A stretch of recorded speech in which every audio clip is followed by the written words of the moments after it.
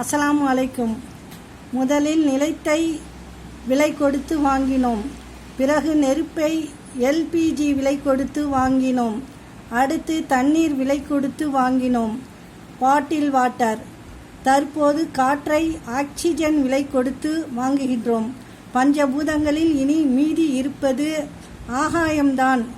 நீயாக இரு. தங்கம் விலை அதிகம்தான். தகரம் விலை மலிவுதான். ஆனால் தகரத்தை கொண்டு செய்ய வேண்டியதை தங்கம் கொண்டு செய்ய முடியாது. அதனால் தகரம் மட்டமில்லை, தங்கமும் உயர்ந்ததில்லை. எனவே நீயாக இரு. கங்கை நீர் புனிதம்தான். அதனால் கிணற்று நீர் வீண் என்று அர்த்தமில்லை.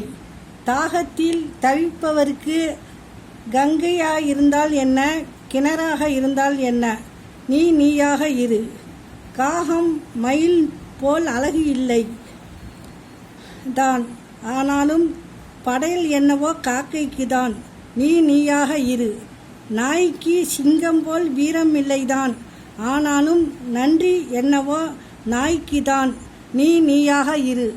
அஸ்ஸலாமு அலைக்கும்.